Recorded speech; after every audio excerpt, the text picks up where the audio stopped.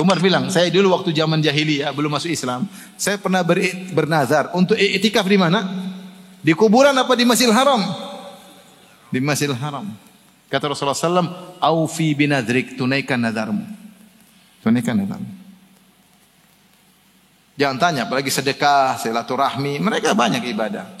Doa. Jadi intinya saya ingin sampaikan, jangan kita bayangin orang-orang kafir Quraisy itu enggak kenal Allah sama sekali. Justru mereka kenal Allah. Justru mereka juga menyembah Allah. Masalahnya selain menyembah Allah, mereka juga ambil perantara-perantara untuk disembah, menjadi perantara antara mereka dengan siapa? Jibril Radio, 24 jam nonstop, dengerin kajian tanpa ribet. Bahwasanya tujuan kita diciptakan adalah untuk beribadah kepada Allah Subhanahu wa taala.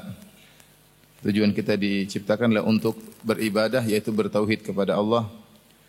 Dan ini adalah hakikat dakwah para anbiya, di antaranya dakwah Nabi Ibrahim alaihissalam. Ini tujuan kita hidup, untuk bertauhid kepada Allah.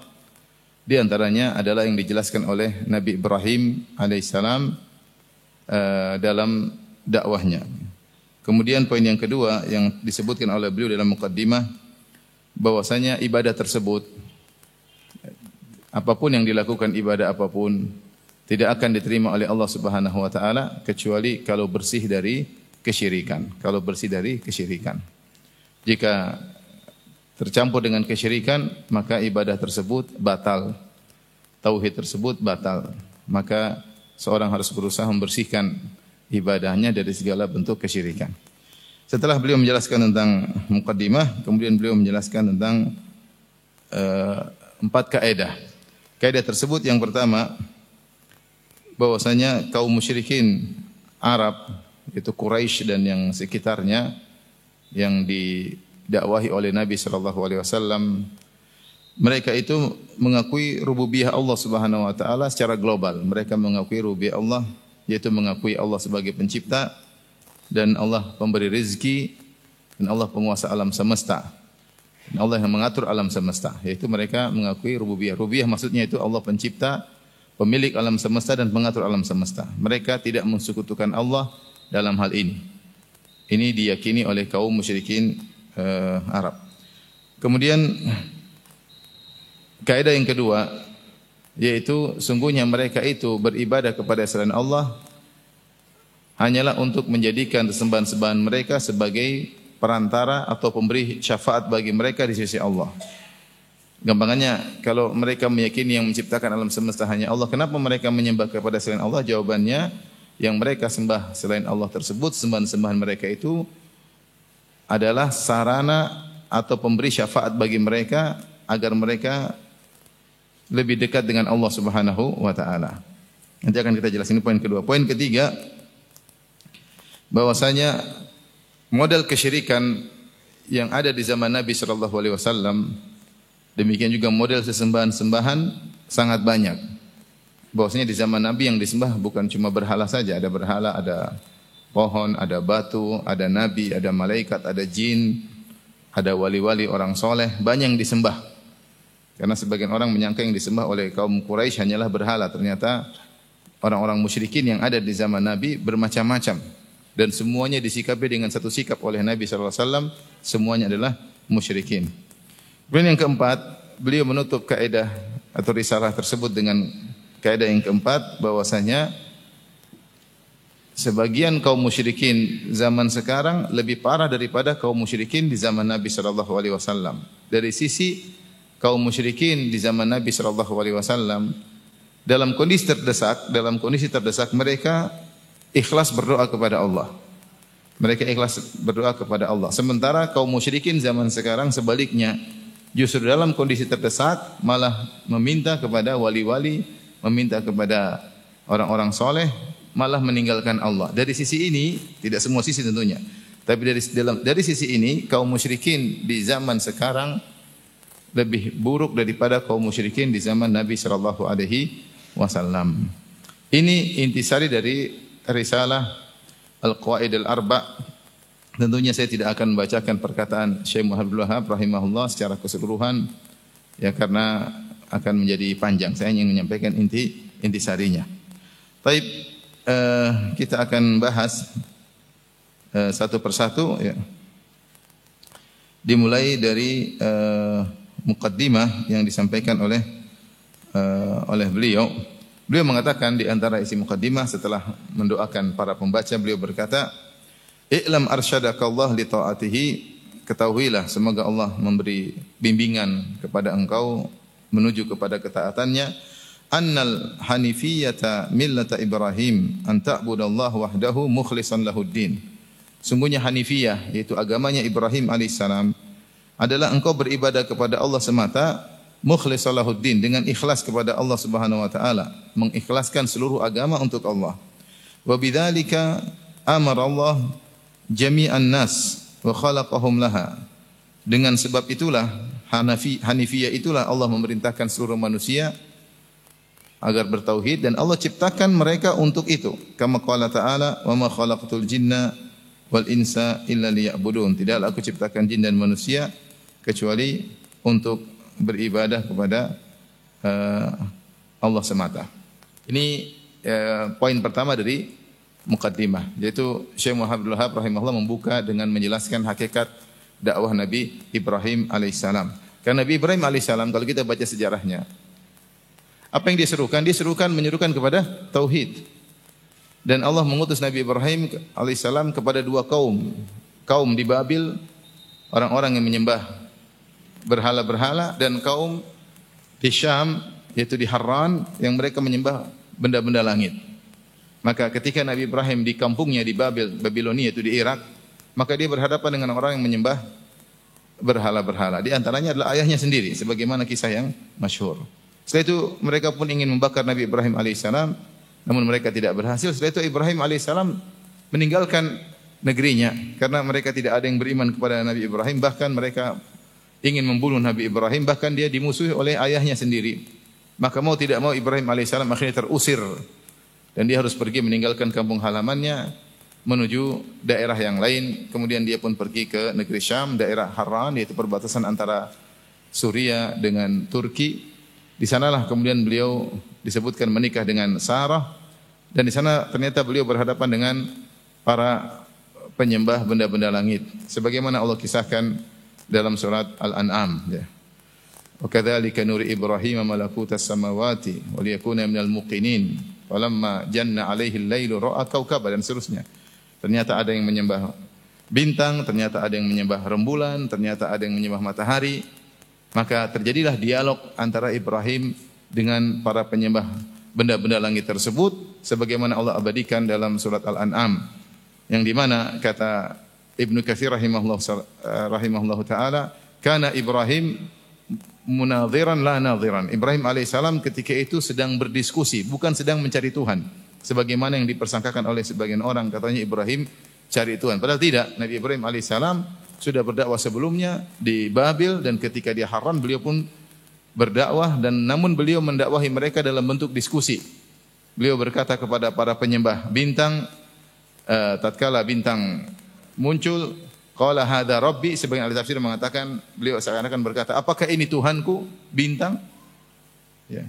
Falamma afala, tatkala bintang hilang dia mengatakan la uhibbul afilin, aku tidak suka Tuhan yang kemudian sirna ya. Kemudian falamma ra'al qamara baziqan qala hadza rabbi, tatkala dia melihat rembulan muncul dia mengatakan hadza rabbi, yaitu maknanya apakah ini Tuhanku? Dia ajak mereka diskusi. Sampai ketika ada matahari muncul, hadza rabbi, apakah ini Tuhanku? Akhirnya beliau bantah mereka, dan Allah berkata wahajjahu qaumuhu, dan kaumnya pun mendebat Nabi Ibrahim. Jadi Ibrahim alaihissalam sedang diskusi dengan mereka dan membantah mereka untuk menjelaskan bahwasanya benda-benda langit bukanlah sesembahan. Dan segala bentuk kesyirikan kembali kepada dua. Penyembahan kepada benda-benda bumi dan penyembahan kepada benda-benda langit. Dan kebanyakan benda-benda bumi yang dibuat itu hanyalah ungkapan atau ibarah dari sosok-sosok atau hal-hal yang sangat mulia. Dijelaskan oleh para ulama, seperti dijelaskan oleh Ibnul Jauzi dalam kitab Talbis Iblis, dijelaskan juga oleh Syahristani dalam kitabnya Al-Milal wa Nihal.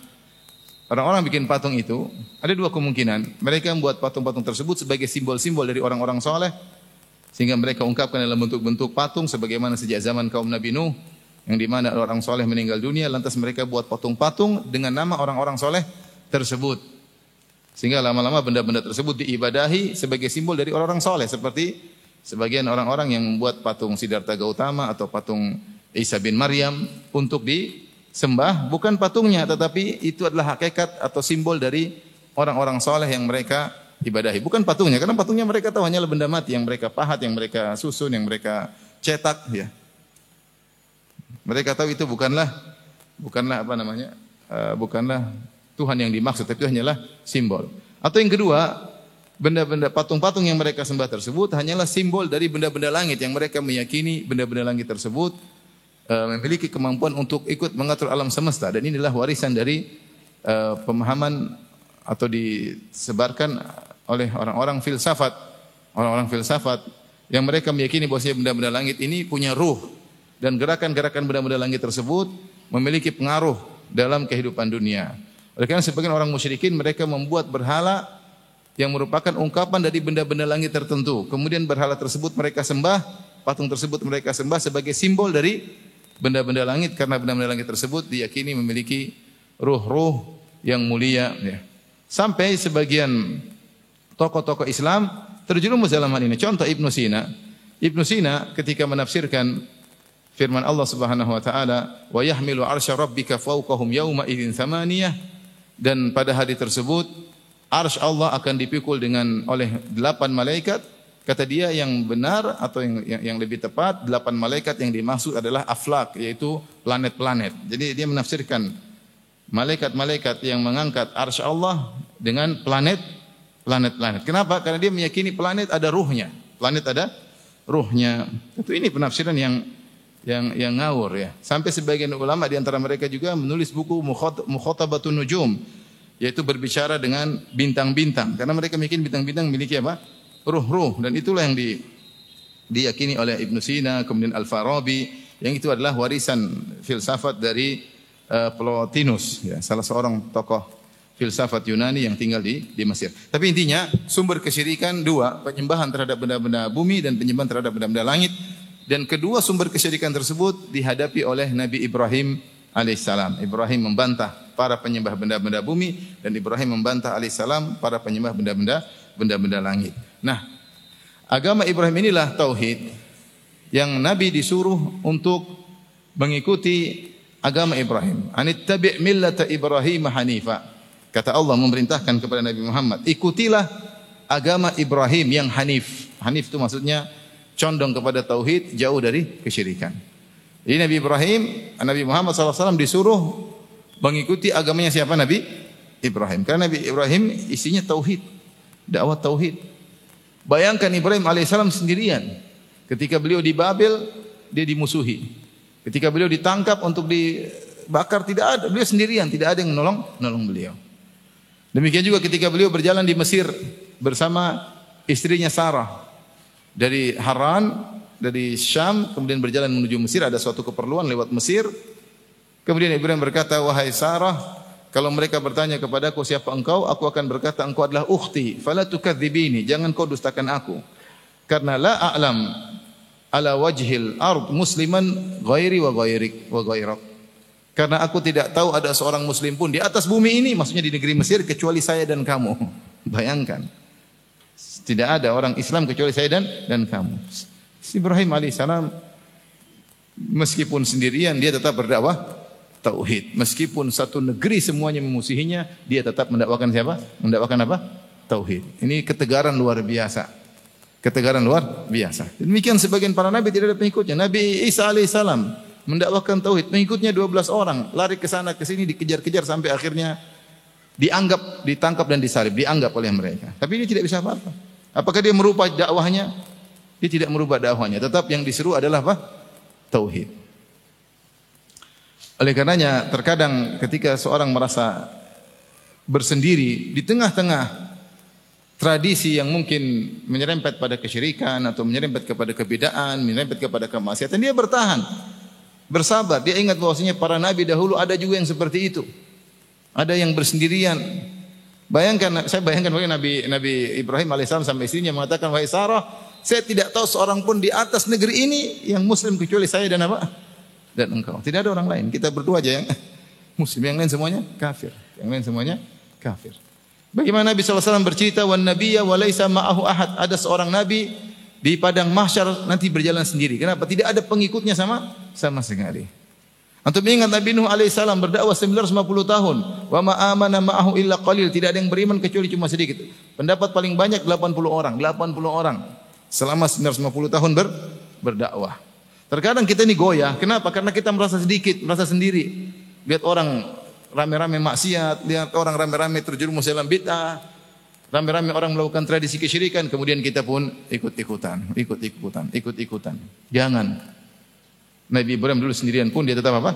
Tegar. Ya, jadi untuk bisa tegar, pertama minta petunjuk kepada Allah, yang kedua kita belajar.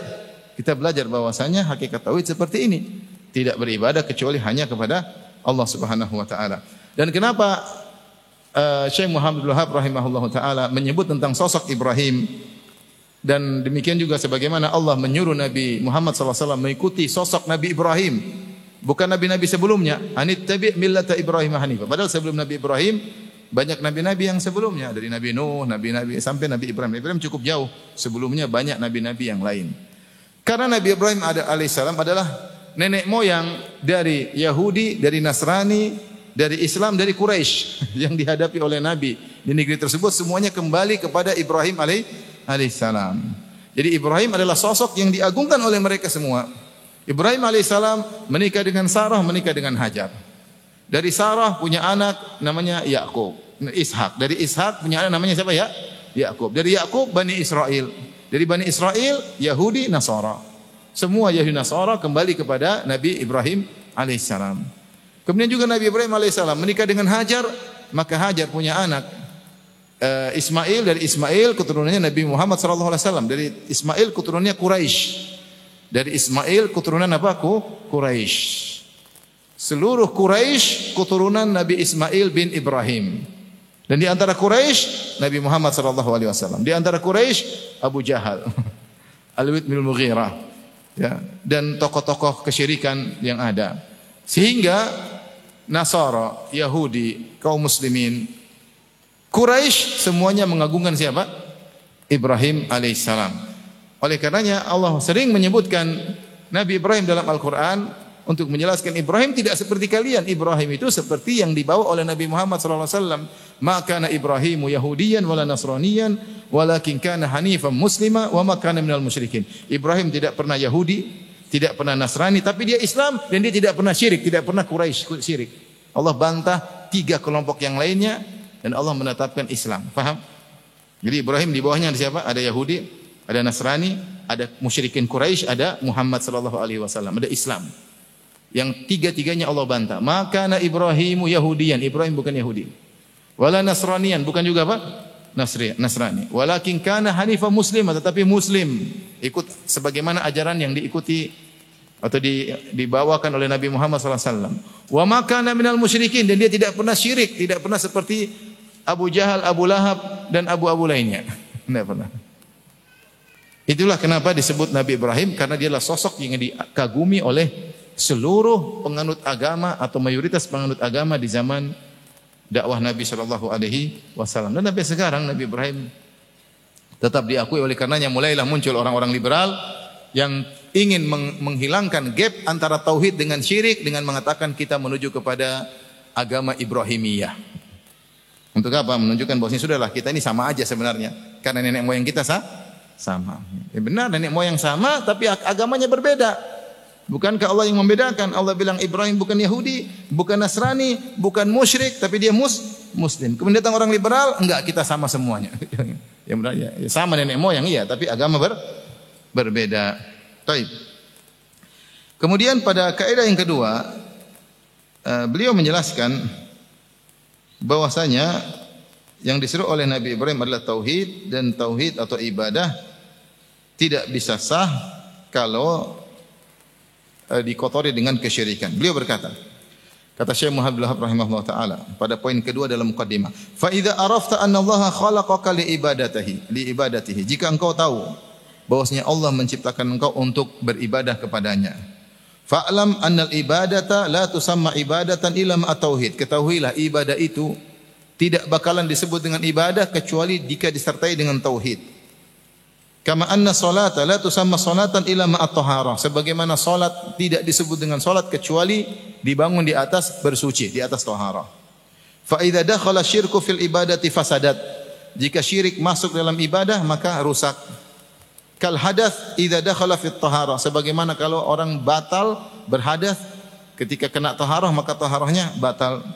Fa idza arafta anna syirka idza khalata al ibadata afsadaha wa ahbata al amal wa sara sahibuhu minal khalina fin nar. Dan jika kau tahu bahwasanya syirik jika bercampur dengan ibadah akan merusak ibadah.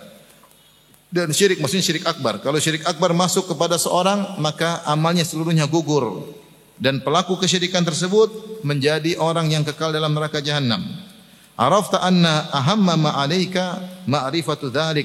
Dari situ kau tahu bahwa yang paling penting bagimu adalah mengenali apa itu syirik agar kau bisa selamat. La'allallaha yukhallisaka la'allallaha an yukhallisaka min hadhihi syabakah. Semoga Allah menyelamatkan engkau dari perangkap kesyirikan ini. Wa hiya syirku billah, yaitu syirik kepada Allah. Alladzi qala Allah Ta'ala fihi, yang Allah berfirman tentang kesyirikan, innallaha la yaghfiru ay yushraka bih. Sungguhnya Allah tidak mengampuni dosa syirik. Wa yaghfiru ma duna dzalika liman yasha. Dan Allah mengampuni dosa selain kesyirikan bagi yang Allah kehendaki. Wa dzalika bi ma'rifati arba'i qawaida dzakarahu Allah Ta'ala fi kitabih. Untuk mengenali hakikat kesyirikan agar tauhidmu bersih, supaya kau selamat dari kekal dalam neraka jahanam, supaya ibadahmu diterima, maka hendaknya kau pelajari 4 kaidah ini. Jadi 4 kaidah ini dibawakan oleh Syekh Muhammad Abdul Wahab agar kita lebih gamblang, lebih terang benderang tentang makna apa? Kesyirikan. Di sini Syekh Muhammad Abdul Wahab rahimahullah membawakan kias yang sangat indah. Beliau mengatakan sebagaimana kita semua sepakat, kalau ada orang salat tanpa bersuci, salatnya sah atau tidak? Tidak. Kalau orang sudah wudu, kemudian ternyata dia batal, ada hadas, maka toharohnya batal atau tidak? Batal. Maka salatnya pun otomatis batal. Maka demikian juga ibadah. Kalau ibadah dibangun di atas tauhid, ternyata masuk kesyirikan, batal ibadah tersebut. Gampangannya sebagaimana haji bisa batal, salat bisa batal, puasa bisa batal, Islam juga bisa batal. Islam bisa batal enggak? Bisa. Jika seorang melakukan pembatal keislaman. Dan pembatal keislaman banyak. Dalam dalam kitab-kitab fikih 4 mazhab menyebutkan pembatal keislaman. Dalam kitab mereka misalnya Kitabur Riddah. Mereka punya buku dalam pembahasan buku-buku fikih ada Kitabur Riddah. Itu sebab-sebab orang murtad. Itu semua pembatal keislaman. Ya seperti syirik, seperti mengejek Islam, menginjak Al-Qur'an, banyak hal. Sampai mazhab yang paling detail membahas masalah ini agak berpanjang lebar seperti mazhab Hanafiyah. Mazhab Hanafiyah dalam kutub-kutub fikih mereka menjelaskan banyak sekali sampai mungkin 100 lebih pembatal keislaman. Maksudnya mereka detailkan. Syekh Muhammad Abdul Wahab rahimahullah taala punya risalah singkat yaitu Nawaqidul Islam. Beliau menyebutkan 10 pembatal keislaman. 10 ini adalah perkara-perkara yang inti. Tapi kalau mau didetailkan satu-satu dengan contoh-contohnya bisa 100 lebih. Sebagaimana disebutkan dalam buku-buku fikih di antaranya kitab-kitab fikih mazhab Hanafiyah. Maka bukan berarti kalau orang mengatakan asyhadu alla ilaha illallah Rasulullah maka kemudian dia akan muslim selama-lamanya. Ketika dia batal ya, berarti dia menyembah kepada selain Allah, berdoa kepada selain Allah ya, atau dia menghina Islam, atau dia benci dengan hukum Allah, dia benci kok ada jilbab, kok ada syariat jilbab sih, dia benci. Berarti dia benci sama syariat ini, Islamnya batal. Maka kecuali dia ada uzur, ya, ada uzur syar'i, dia tidak tahu baru masuk Islam, itu lain cerita. Tapi Islam itu bisa batal sebagaimana salat bisa batal, haji bisa batal, puasa juga bisa batal. Taib, ini mukadimah, kemudian kita masuk pada pembahasan 4 kaidah tersebut. Taib. Kaidah pertama yaitu bahwasanya kaum musyrikin Arab dahulu mengakui Allah Maha Pencipta, yang menguasai alam semesta hanyalah Allah, yang mengatur alam semesta hanyalah Allah. Beliau berkata al-qaidatul ula, kaidah pertama. Anta alama anna al-kuffara alladhina qatalahum Rasulullah sallallahu alaihi wasallam muqirruna bi anna Allah Ta'ala huwal khaliq wal mudabbir. Hendaknya engkau mengetahui bahwasanya orang-orang kafir yang diperangi oleh Rasulullah sallallahu alaihi wasallam mereka mengakui bahwasanya Allah adalah sang pencipta sang pengatur alam semesta. Mereka mengakui Allah adalah sang pencipta dan sang pengatur alam semesta. Meskipun demikian, wa anna dzalika lam yudkhilhum fil Islam. Pengakuan mereka tersebut tidak otomatis menjadikan mereka masuk apa? Islam. Sederhananya Abu Talib bukan cuma mengaku Muhammad sebagai nabi, dia pun tahu, tapi dia tidak otomatis masuk apa? Islam. Baik. Wa dalil qauluhu ta'ala, dan dalil akan hal ini firman Allah Subhanahu wa taala, "Qul may yarzuqukum minas sama'i wal ard." Katakanlah, tanyakanlah kepada mereka wahai Muhammad, siapa yang memberikan rizki kepada kalian wahai orang-orang Quraisy? Ini ayat surat ayat-ayat Makkiyah. Itu audiensnya adalah orang-orang kafir Quraisy. Allah turunkan ayatnya, "Qul may yarzuqukum minas sama'i wal ard." Tanyakan kepada mereka wahai Muhammad, siapakah yang memberi rezeki kepada kalian dari langit dan dari bumi? Amma yamliku sam'a wal absara, siapakah yang menguasai penglihatan dan pendengaran? Wa may yukhrijul hayya minal mayyit, dan siapakah yang mengeluarkan kehidupan dari kematian, yang menumbuhkan tumbuhan? Wa yukhrijul mayyita minal hayy, dan mengeluarkan mematikan, itu menimbulkan kematian setelah kehidupan. Wa may yudabbirul amr, dan siapa yang mengatur seluruh urusan? Fasayaquluna Allah, maka orang-orang musyrikin Arab berkata Allah. Maka kata Allah, faqul afala tattaqun, katakanlah kepada mereka, kalau kalian tahu ini semua yang ngatur Allah, kenapa kalian tidak bertakwa? Kenapa masih berbuat kesyirikan?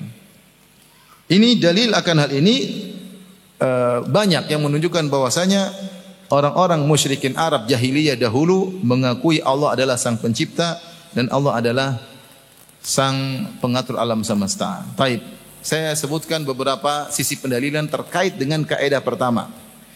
Sisi pendalilan pertama yaitu pengakuan mereka. Pengakuan mereka tadi. Katakan, tanyakan kepada mereka wahai Muhammad, siapa yang memberi rezeki kepada kalian dari langit dan bumi? Siapa yang menurunkan hujan? Siapa yang menumbuhkan tumbuhan? Siapa yang menguasai penglihatan dan pendengaran? Siapa yang menghidupkan, siapa yang mematikan? Fasayaquluna Allah. Mereka benar-benar akan berkata Allah. Mereka kalau ditanya, mereka Allah. Mereka tidak bilang Hubal, mereka tidak bilang Lata, mereka tidak bilang Uzza, tidak. Mereka tidak bilang berhala-berhala mereka. Berhala-berhala mereka di zaman Nabi ketika diutus, di sekeliling Ka'bah ada 360 berhala. Berapa? 360 berhala. Berhala-berhala tersebut mereka bikin, mereka nama-namakan sebagai perantara antara mereka dengan Allah Subhanahu wa taala, ya. Tapi ketika ditanya, siapa sih yang menciptakan alam semesta? Mereka enggak akan bilang Lata, Uzza, enggak mungkin. Mereka bilang Allah Subhanahu wa taala. Siapa yang kasih rezeki? Allah. Ini apa? Ini cuma perantara. Perantara, paham?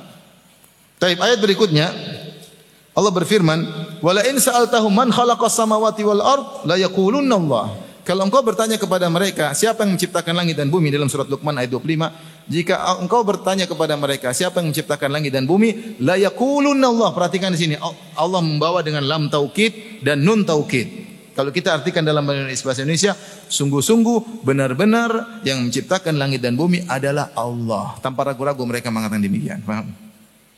Ayat yang lain dalam surat Az-Zukhruf ayat 87, "Wala in sa'altahum man khalaqahum." Kalau kau bertanya kepada mereka, siapa yang menciptakan mereka? Kamu ini yang ciptain siapa? Kamu yang ciptain. Kamu, bapakmu, mbahmu, moyangmu. Siapa yang ciptain? La yaqulunna Allah. Sungguh-sungguh benar-benar mereka akan berkata yang menciptakan adalah Allah Subhanahu wa taala. Kemudian dalam surat Al-Mu'minun 84 sampai 89, "Qul limanil ardu wa man fiha." Tanyakan kepada mereka, siapakah milik bumi ini dan seluruh yang ada di atas bumi ini? In kuntum ta'lamun, jika kalian benar-benar mengetahui. Sayaquluna lillah, mereka mengatakan bumi dan seisinya milik siapa? Allah. Qul afala tadhakkarun, mengapa kamu tidak ingat, tidak mengambil pelajaran? Qul man rabbus samawati sab'i wa rabbul arsyil azim. Katakanlah kepada mereka, siapakah pemilik langit yang tujuh lapis? Dan siapa pemilik arsy yang agung? Sayaquluna lillah. Orang-orang kafir Quraisy mengatakan Allah, milik Allah. Qul afala tattaqun, kenapa kalian tidak bertakwa? Qul man biyadihi malakutu kulli syai' wa huwa yujiru wa la yujaru alaihi in kuntum ta'lamun. Tanyakan kepada mereka, siapakah yang di tangannya bendahara perbendaharaan seluruh alam semesta, sementara dia bisa melindungi dan tidak ada yang bisa berlindung dari azabnya. Jika kalian benar-benar mengetahui, sayaquluna lillah, mereka mengatakan Allah, ini semua milik Allah. Qul fa anna tusharun, kalau gitu kenapa kalian tersihir harus menyembah kepada selain Allah Subhanahu wa taala. Baik. Ini poin pertama. Jadi mereka ternyata Kalau ditanya, mereka ngaku. Mereka ngaku. Ya. Ayat apa namanya dalam surat Al-Baqarah ayat 21 ya. Ya ayyuhan nasu ubudu rabbakumul ladzi khalaqakum wal ladzina min qablikum la'allakum tattaqun. Alladzi ja'alakumul arda firasya was samaa'a binaa'a wa anzala minas samaa'i maa'a fa akhraja bihi minats thamarati rizqan lakum fala taj'alu lillahi andada wa antum ta'lamun. Makanya Allah sering berdalil dengan pengakuan mereka rububiyah agar mereka bertauhid uluhiyah, agar mereka tidak beribadah kecuali kepada Allah. Makanya Allah mengatakan, ya wahai manusia sekalian, sembahlah Allah yang telah menciptakan kalian dan menciptakan nenek moyang kalian, yang telah menjadikan langit sebagai atap, bumi sebagai hamparan, dan telah menurunkan hujan, lantas menumbuhkan tumbuhan dengan hujan tersebut. Fala taj'alu lillahi andada. Maka janganlah kalian menjadikan tandingan-tandingan bagi Allah yang kalian sembah selain Allah. Wa antum ta'lamun, sementara kalian tahu semua ini yang cipta adalah siapa? Allah. Buka buku tafsir tentang ini. Lihat perkataan Ibnu Abbas, lihat perkataan Ibnu Mas'ud. Mereka mengatakan, menafsirkan ayat ini, yaitu Allah membantah mereka. Allah mengatakan, kalau kalian tahu menciptakan alam semesta hanya Allah, lantas kenapa kalian menyembah selain Allah Subhanahu wa taala? Sebagaimana kalian mengakui hanya Allah Maha Esa dalam penciptaan, maka hendaknya esakanlah Allah dalam peribadatan. Esakan Allah dalam peribadatan. Taib, ini sisi pertama. Sisi kedua, bukti bahwasanya mereka mengakui Allah Maha Pencipta. Ketika mereka dalam kondisi genting, mereka hanya berdoa kepada selain Allah. Dalam kondisi genting, mereka hanya berdoa kepada selain Allah. Allah sebutkan dalam banyak ayat. Dalam banyak ayat. Di antaranya, saya bacakan dalam surat Al-Ankabut ayat 65. Dalam surat An-Nahl ayat 53 sampai 54. Dan ayat-ayat yang lain. Nanti akan kita sebutkan insyaAllah. Di antaranya Allah berfirman, فَإِذَا رَكِبُوا فِي الْفُلْكِ دَعَوْا اللَّهَ مُخْلِصِينَ لَهُ الدِّينَ. Kalau mereka berlabuh di tengah lautan, kemudian dihantam oleh ombak yang besar, da'allaha mukhlishina lahuddin, maka mereka berdoa kepada Allah dengan ikhlas. Mereka tidak minta kepada Hubal, mereka tidak minta kepada Lata, mereka tidak minta kepada Manat, mereka tidak minta kepada berhala-berhala mereka. Mereka tinggalkan semuanya. Da'allaha mukhlishina lahuddin, mereka hanya berdoa kepada Allah semata agar diselamatkan. Namun kata Allah, falamma najjahum ilal barri, tatkala Allah selamatkan mereka di daratan, idahum yusyrikun, mereka syirik lagi. Mereka syirik lagi. Tapi intinya mereka dalam kondisi genting minta kepada siapa? Allah.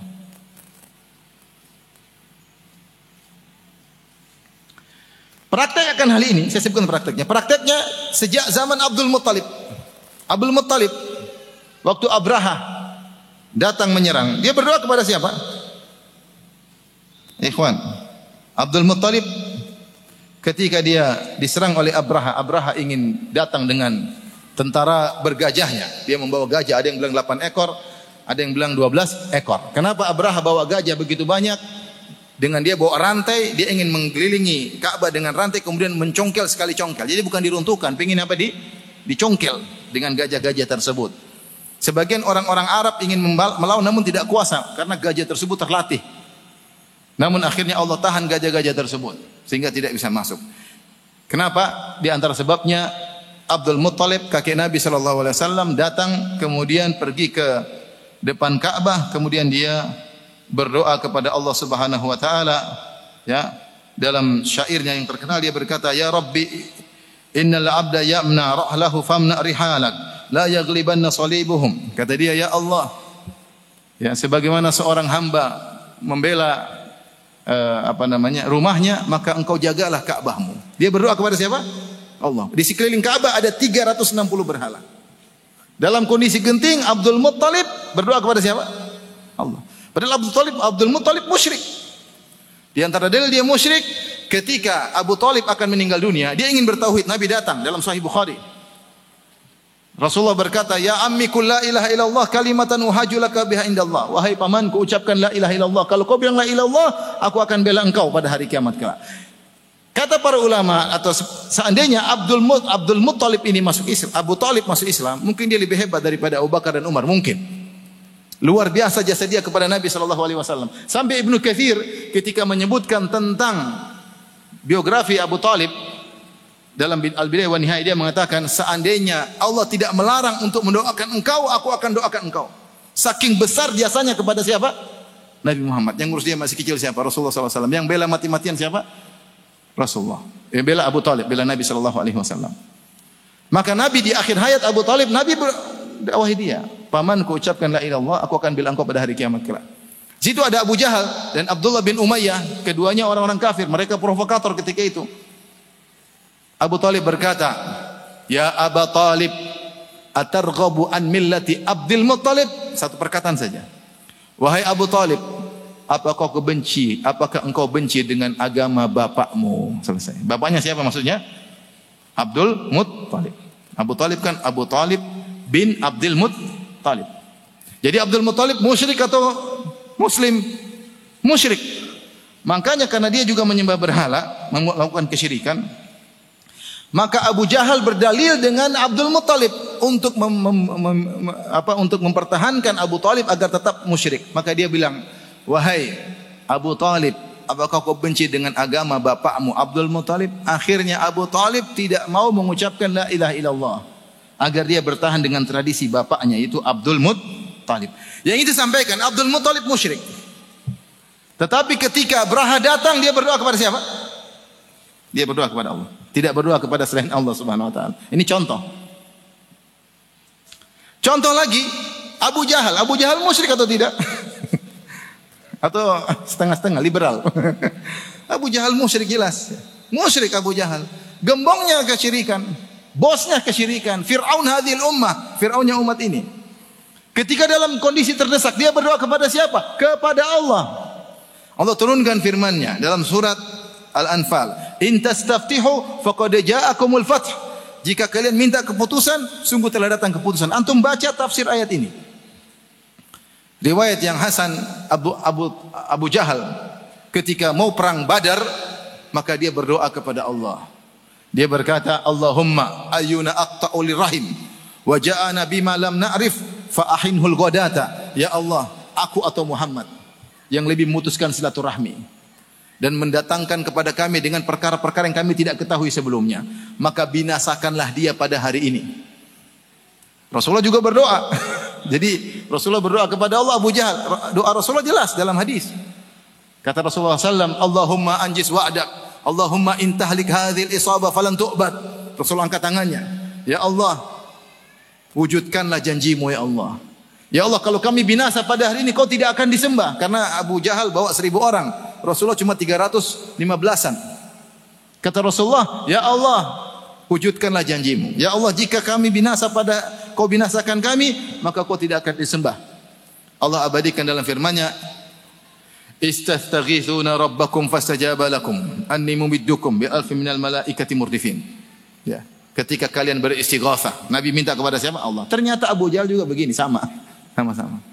Saya tanya sama antum, Abu Jahal minta kepada Lata? Enggak. Kepada Hubal? Enggak. Kepada Manat? Enggak. Al-Uzza? Enggak. Semua berhala ditinggalkan. 360 berhala di sekeliling Ka'bah ditinggalkan semuanya. Dia minta kepada siapa? Kepada Allah.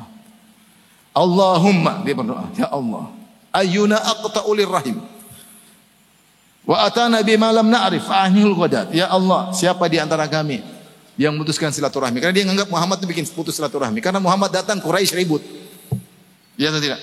Tadinya bersaudara bareng-bareng, gara-gara Muhammad datang, ada yang masuk Islam, ada yang kafir, ya ributlah.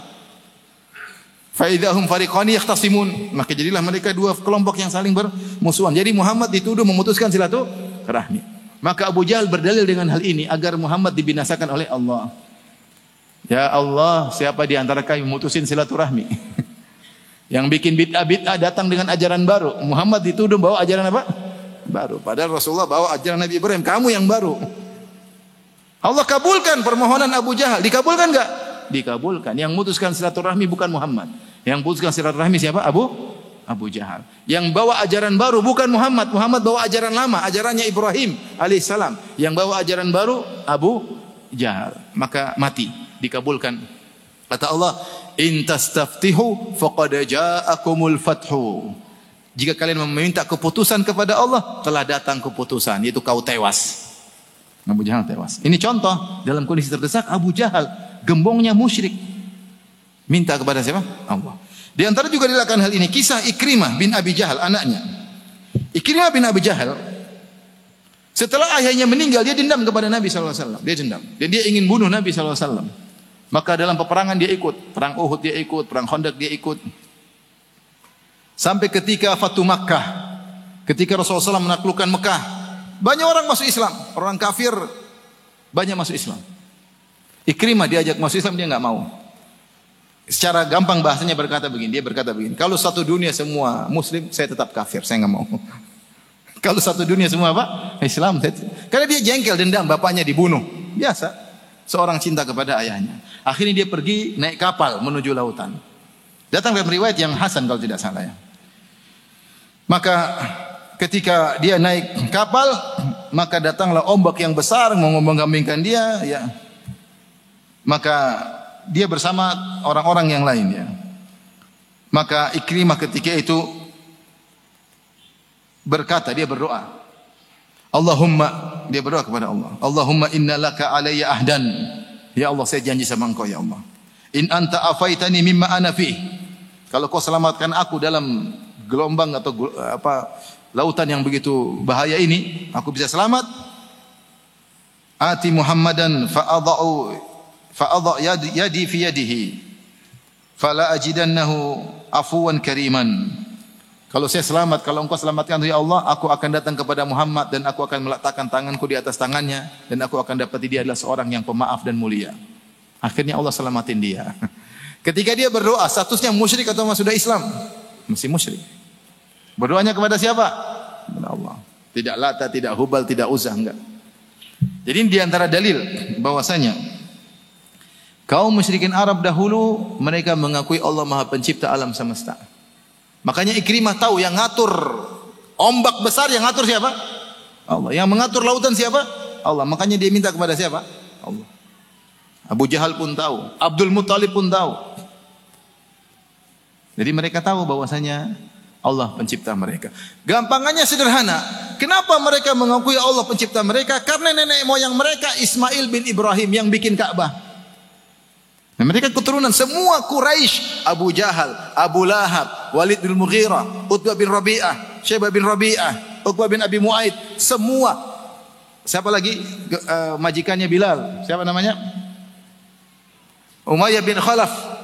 Semua tokoh-tokoh Quraisy, semua keturunan siapa? Ismail bin Ibrahim. Yang kedua orang tersebut, kedua nabi tersebut yang bangun Ka'bah di Mekah. Jadi wajar kalau mereka mengenal Allah. Baik. Di antara dalil juga bahwasanya mereka mengenal Allah. Banyak di antara mereka yang namanya Abdullah meskipun musyrik. Banyak di antara mereka namanya Abdullah meskipun Muhammad belum diutus sebagai nabi. Paham? Banyak di antara mereka namanya Abdullah meskipun Muhammad belum diutus sebagai apa? Nabi. Karena mereka menyembah yang lain juga ada Abdul Syams, mungkin ada yang imam matahari. Di antaranya Abdullah, banyak Abdullah. Di antaranya bapaknya Nabi SAW, Abdullah bin Abdul Muttalib. Padahal Nabi belum lahir sudah namanya Abdullah. Di antaranya Abdullah bin Umayyah yang tadi memprovokasi Abu Talib agar tetap di atas kesyirikan, namanya Abdullah. Juga Abdullah banyak. Berarti mereka ngaku adanya Allah. Kemudian juga Allah di antara dalil yang lain, Allah menyebut mereka beriman. Dalam surat Yusuf ayat 106 Allah berfirman, "Wa ma yu'minu aktsaruhum billahi illa wa hum musyrikun." Dan tidaklah kebanyakan mereka beriman kepada Allah kecuali mereka juga musyrik. Saya ulangi, dalam surat Yusuf ayat 106 Allah berfirman, Allah namakan mereka beriman. Wa ma yu'minu aktsaruhum billahi illa wa hum musyrikun. Tidaklah mayoritas mereka beriman kecuali disertai dengan syirik. Apa maksudnya mereka beriman? Baca perkataan Ibnu Abbas, baca perkataan Ibnu Mas'ud radhiyallahu anhuma. Maksudnya iman mereka yaitu kalau mereka ditanya siapa pencipta langit dan bumi, mereka mengatakan siapa? Allah. Itu mereka beriman kepada rububiyah. Istilah kita bilang bahwasanya Allah Maha Pencipta, Allah Maha Pengatur, Allah Maha Memiliki, itu maksudnya dalam bahasa kita disebut rububiyah. Rububiyah itu maksudnya tarbiyah, perawatan yang ngatur, seperti kita mentarbiyah anak, kita yang ngurusin siapa? Kita murabbi anak kita. Maka Allah murabbi alam semesta, dia yang menciptakan, dia yang mengurus, dia yang mengatur, maka ada istilah rububiyah. Kita mentauhidkan Allah dan rububiyah, bahwasanya kita mengesahkan Allah, hanya Allah yang mencipta, hanya Allah yang menguasai, hanya Allah yang mengatur alam semesta. Jadi Allah mengatakan wa ma yu'minu aktsaruhum billah, dan tidaklah kebanyakan mereka beriman kepada Allah kecuali mereka musyrik. Maksudnya tidaklah Mereka beriman, yaitu kalau mereka ditanya siapa yang menciptakan alam semesta, mengatur alam semesta, mereka jawab adalah Allah Subhanahu wa taala. Baik.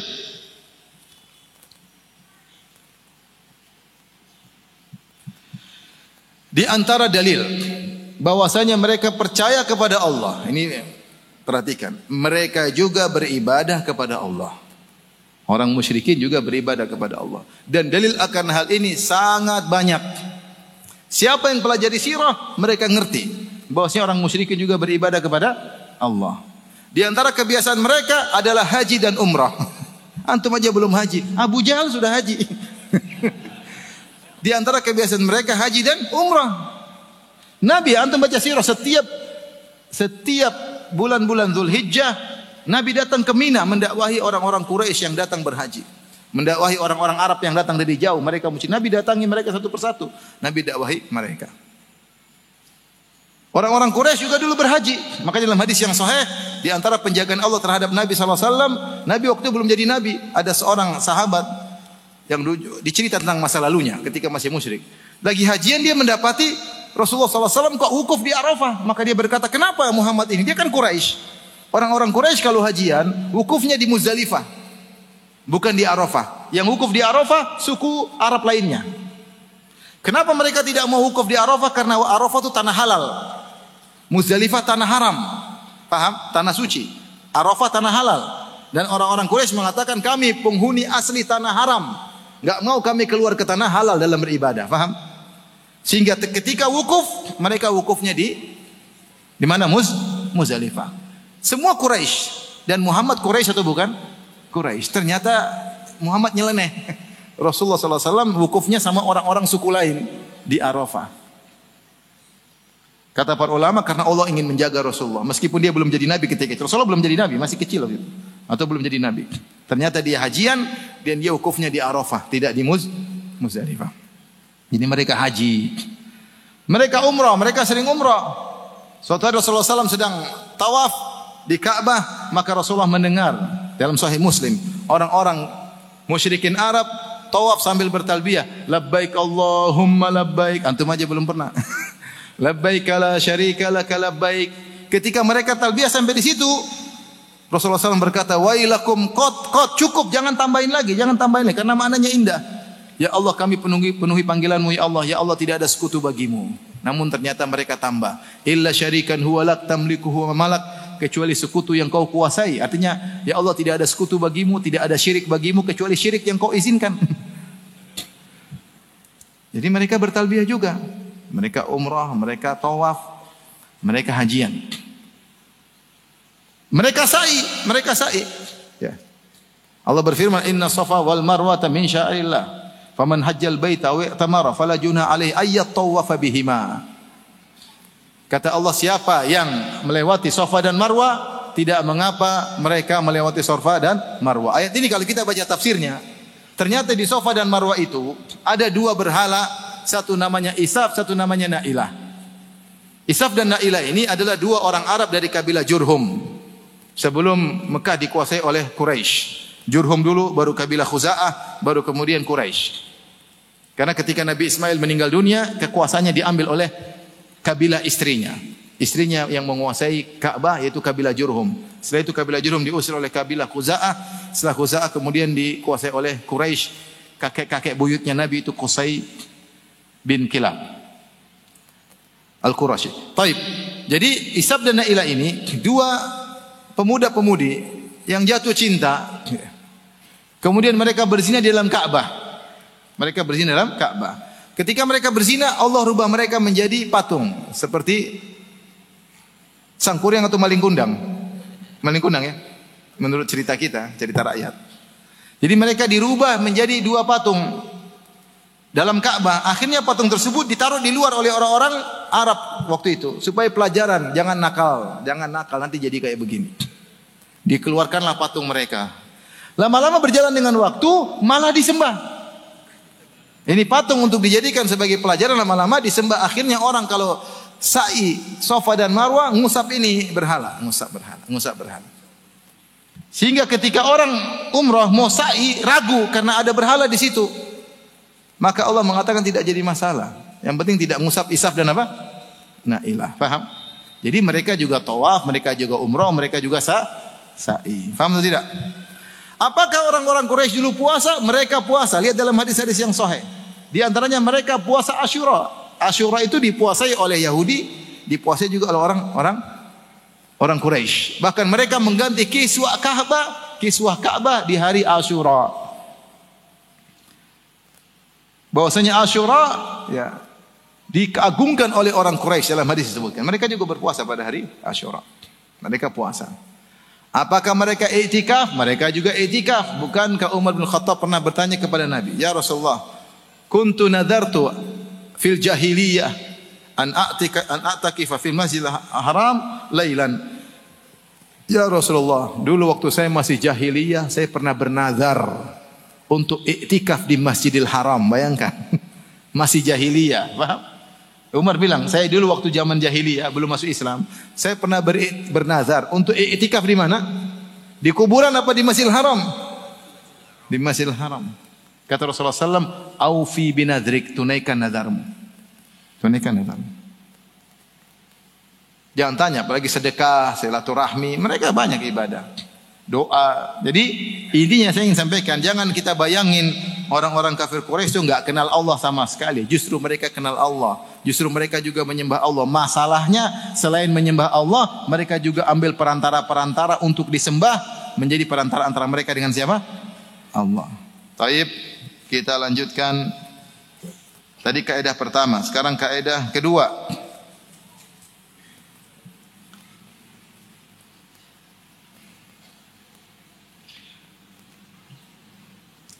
Yaitu Syekh Muhammad Abdul Wahab ingin menjelaskan, loh, kalau mereka sudah tahu hanya Allah yang menciptakan alam semesta, lantas kenapa mereka menyembah kepada selain Allah?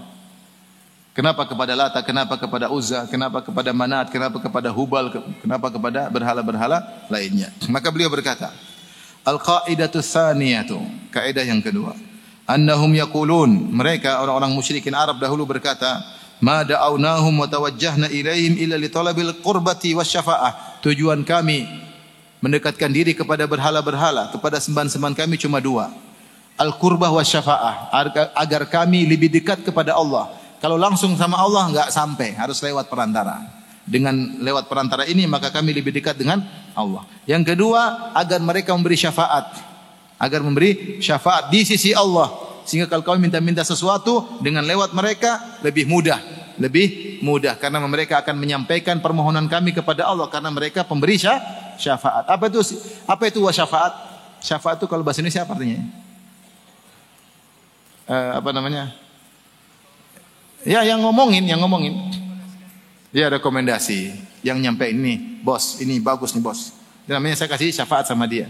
Terima, dia mau lamar kerja, bos ini bagus, terima dong bos. Itu namanya saya kasih syafaat. Jadi yang ngomongin, yang kasih tahu, itu namanya siapa? Pemberi syafaat. Perhatikan, tujuan mereka beribadah kepada berhala-berhala cuma dua. Agar lebih dekat kepada Allah, agar sembahan-sembahan tersebut bisa memberi syafaat, bisa ngomongin Allah tentang mereka. Paham? Baik, dalilnya apa? Dalilnya Allah berfirman dalam surat Yunus. Kata Allah, "Walladzina ittakhadhu min dunihi awliya ma na'buduhum illa liyuqarribuna ila Allahi zulfa." Ini dalam surat Az-Zumar. "Walladzina ittakhadhu min dunihi awliya ma na'buduhum illa liyuqarribuna ila Allahi zulfa." Dan orang-orang yang mengambil wali-wali penolong-penolong selain Allah, mereka berkata, "Ma na'buduhum," kami tidak menyembah wali-wali ini. Orang-orang saleh ini kami tidak sembah mereka, illa liyuqarribuna ila Allahi zulfa, tidak lain kecuali agar mendekatkan kami kepada Allah sedekat-dekatnya. Ini tujuan kurbah. Tujuan mereka beribadah agar semakin dekat dengan siapa? Allah. Tujuan kedua syafaat. Wa dalilu syafa'ah. Adapun tujuan mereka beribadah untuk dapat syafaat, qauluhu ta'ala, yaitu firman Allah, wa ya'buduna min dunillahi ma la yadhurruhum wa la yanfa'uhum wa yaquluna haula'i syufa'auna 'indallah. Mereka beribadah kepada selain Allah yang tidak bisa beri mudarat kepada mereka dan tidak bisa beri manfaat kepada mereka, dan mereka berkata, haula'i, sesembahan-sembahan kami ini siapa? Syufa'auna 'indallah, adalah pemberi syafaat bagi kami di sisi Allah Subhanahu wa taala. Itu tujuan mereka. Itu tujuan mereka. Dan inilah hakikat kesyirikan yang mereka lakukan. Jadi ingat, mereka ketika beribadah kepada berhala-berhala ini hanyalah simbol dari orang-orang soleh. Seperti yang Allah sebutkan dalam surat Nuh tentang berhala-berhala yang disembah di zaman Nabi Nuh. Allah berfirman, wa qalu la tadharunna alihatakum wa la tadharunna waddan wa la suwa'an wa la yaghutha wa ya'uqa wa nasra. Ketika Nabi Nuh berdakwah tentang tauhid, maka pembesar-pembesar kaum Nabi Nuh menasihati kaumnya. Mereka mengatakan, jangan sekali-sekali kalian tinggalkan sesembahan-sembahan kalian. Jangan sekali-sekali kalian tinggalkan Wad, Suwa, Yaguth, Ya'uq, Nasr, 5 orang. Ini semua sembahan mereka. Siapa 5 orang ini? Wad, Suwa, Yaguth, Ya'uq, Nasr. 5 orang ini ternyata kata Ibnu Abbas, haula'i asma'u rijalin solihin min qaumi Nuh. Ini 5 ini adalah 5 nama orang-orang soleh di zaman Nabi Nuh. Falamma halaku, tatkala 5 orang soleh ini meninggal dunia, banau ala majalisihim allati kanu yajlisuna fiha ansaba. Maka mereka pun membangun berhala-berhala di tempat mereka sering bermajelis, sering zikir, sering beribadah, dibuat berhala-berhala. Wa sammauha bi asma'ihim, lalu mereka namakan dengan nama-nama berhala-berhala tersebut. Falamma nusiyal ilm, tatkala ilmu dilupakan, ubidat, akhirnya berhala-berhala ini disembah. Jadi berhala-berhala ini asalnya adalah orang-orang soleh, dibangun untuk mengingat mereka, lama-lama disembah. Setan datang pelan-pelan kasih tahu, ini kalau kalian sembah bisa dekatkan kalian kepada Allah. Akhirnya mereka sembah. Demikian juga contoh Lata. Lata itu apa? Siapa? Berhala yang ada di Taif. Kata Ibnu Abbas dalam Sahih Bukhari, Lata kana rajulan salihan kana yalitu sawiqa lil hujjaj. Lata adalah seorang soleh yang dulu suka membagi-bagikan makanan gratis kepada jemaah haji. Orang soleh, tatkala dia meninggal maka disembah. Dan demikian banyak berhala-berhala itu hanyalah simbol dari orang-orang soleh. Al-Uzza, Al-Manat, mereka namakan dari nama-nama ditaknif, yaitu dari Al-Uzza dari Aziz, Al-Manat dari Al-Mannan.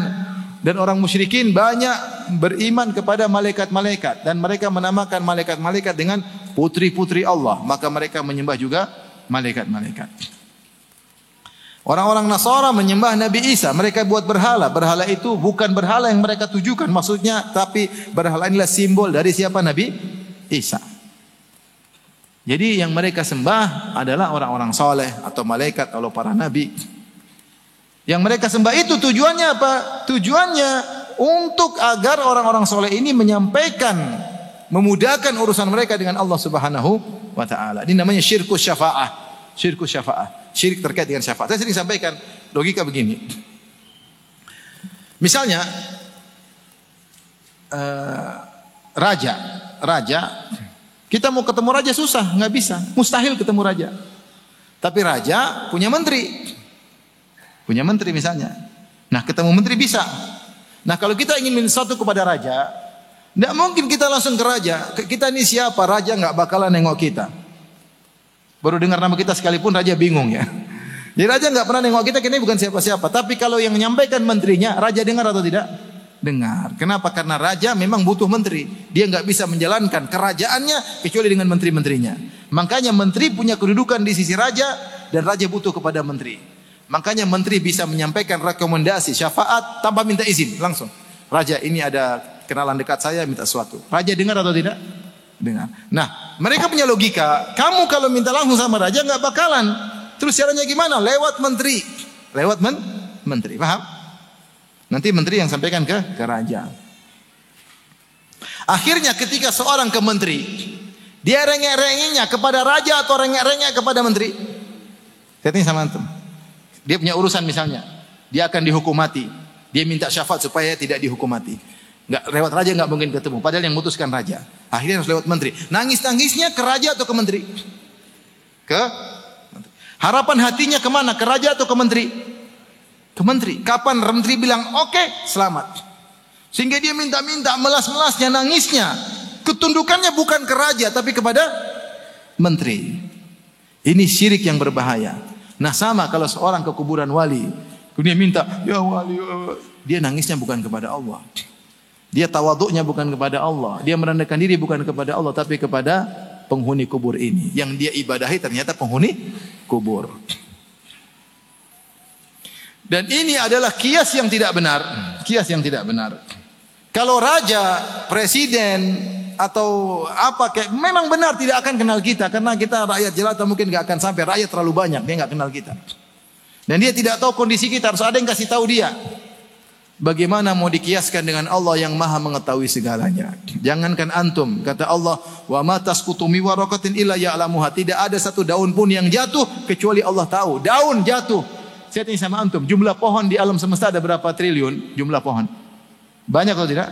Tidak usah, di Semarang aja berapa jumlah pohon? Banyak. Lebih banyak daripada antum. Terus setiap pohon ada berapa ribu daun? Jumlah daun di alam semesta ini berapa? Sangat banyak. Sangat banyak. Ada satu daun yang jatuh, dimanapun dia jatuh Allah tahu. Jangankan kita yang mukallafin, yang dituntut untuk beribadah, benda-benda mati saja kalau ada sesuatu Allah tahu, karena itu ciptaan Allah semuanya. Maka jangan bilang Allah tidak tahu kamu. Gimana tidak tahu kamu? Daun saja Allah tahu, bagaimana Allah tidak tahu saya? Emang kalau saya maksiat Allah tidak tahu? Emang kalau saya melihat yang haram Allah tidak tahu? Jangankan kita, bisikan hati pun Allah tahu. Ya'lamu kha'inatal a'yun wa ma tukhfi sudur. Allah tahu pengkhianatan lirikan mata, dan Allah tahu apa yang disembunyi oleh dada. Maka kata mereka Allah tidak tahu, itu salah. Kalau raja iya, presiden tentu iya. Jangankan presiden, menteri pun tidak tahu semua urusan di bawahnya. Dia pasti punya direksi-direksi juga. Ini kias yang salah. Yang kedua, kalau raja mungkin dia zalim sama rakyat, dia enggak ngerti, tapi Allah Arhamur Rahimin, paham? Allah Maha Penyayang kepada makhluknya, Allah Maha Penyayang kepada hamba-hambanya. Bagaimana kau menyamakan Allah yang Arhamur Rahimin dengan raja yang zalim, yang cuek, yang tidak ngerti tentang rakyatnya?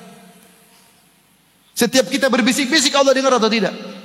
Setiap kita menangis Allah tahu tangisan kita tidak? Allah tahu. Allah lebih sayang kepada kita daripada ibu kita. Kalau raja mungkin enggak kenal kita. Jangankan raja, ibumu yang mengenalmu Allah lebih sayang kepada kamu daripada ibumu kepadamu. Ini kias yang tidak benar. Yang berikutnya, perbedaan yang berikutnya, kalau menteri benar, dia bisa kasih rekomendasi tanpa minta izin. Kenapa? Karena raja pekeu sama dia. Karena raja tidak bisa mengerjakan urusannya kecuali butuh menteri-menteri tersebut. Paham? Adapun Allah tidak perlu dengan siapapun. Allah tidak perlu kepada siapa. Dialah As-Samad yang semua bersandar kepadanya. Maka mengkiaskan raja dengan Allah ini bahaya. Akhirnya orang nangis-nangisnya ke kuburan. Dan ini bahaya ya. Dan ini hakikat kesyirikan orang musyrikin dahulu. Mereka menyembah berhala-berhala bukan karena berhalanya, tapi berhala ini adalah simbol dari orang soleh. Paham? Untuk mendekatkan mereka kepada Allah, agar memberi syafaat mereka kepada Allah Subhanahu wa taala. Makanya Ar-Razi salah seorang tokoh dari Asy'ariyah dalam tafsirnya Tafsirul Kabir atau Mafatihul Ghaib, ketika beliau menafsirkan ayat ini, ya.